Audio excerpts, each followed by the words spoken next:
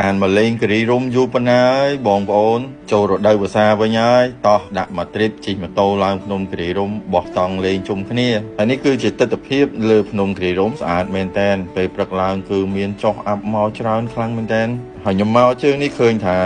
មានការអាប់ដេតច្រើនមែនតើមានអាងទឹកមានកន្លែងបោះតង់ថ្មីហើយមានហាងកាហ្វេអង្គុយញ៉ាំកាហ្វេមើលពពកមើលចលងភ្នំនិយាយទៅអែមខ្លាំងមែនតើ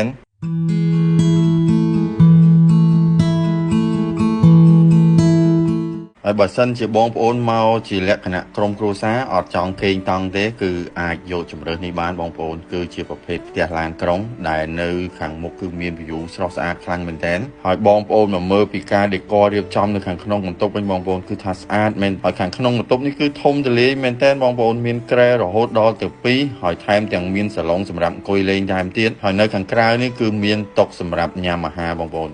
នៅខាងមុខគឺថាទេសភាពចលងភ្នំស្អាតខ្លាំងមែនតើហើយនេះគឺមួយជម្រើសទៀតសម្រាប់បងប្អូនដែលវាជាប្រភេទតង់ដែរទេតែតង់នេះគឺប្រភេទធំហើយថែមទាំងមានបន្ទប់ទឹកឯកជនមួយនៅជាប់នឹងតង់នឹងតែម្ដងហើយនៅខាងក្នុងតង់គឺធំទលាយណាបងប្អូនទាំងអស់គ្នាចង់បានពូក1ក៏បានពូក2ក៏បានដែរនៅខាងមុខនេះគឺមានតុមួយសម្រាប់យើងអង្គុយញ៉ាំអាហារពេលល្ងាចជុំគ្នាបានថែមទៀត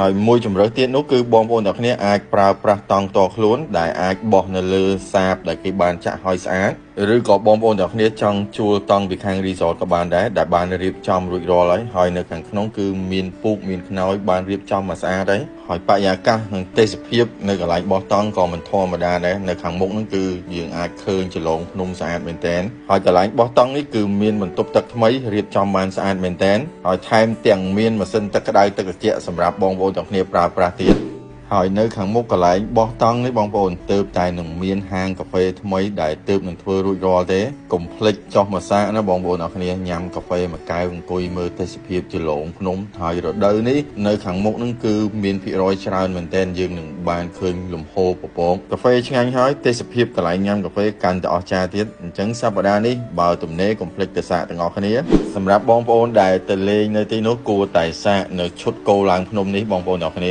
រសជាតិគឺខ្ញុំឲ្យ9លើ10ខ្ញុំទៅលើកណាក៏ខ្ញុំអត់ដែរចោលដែរគឺឆ្ងាញ់ខ្លាំងមែនទែនជាមួយនឹងបរិយាកាសនៅលើភ្នំគឺត្រជាក់ទៀតយើងញ៉ាំជាមួយនឹងគោឡើងភ្នំនេះគឺកាន់តែឆ្ងាញ់តែម្ដងហើយបងប្អូនទាំងអស់គ្នាក៏អាចនឹងកំងយកទៅញ៉ាំនៅតង់ផ្ទាល់នៅកន្លែងគេងយើងផ្ទាល់បានដែរឬក៏យើងចង់មកអង្គុយញ៉ាំនៅកន្លែង restaurant ដែលមាន view ទេសភាពស្អាតបែបនេះក៏បានដែរ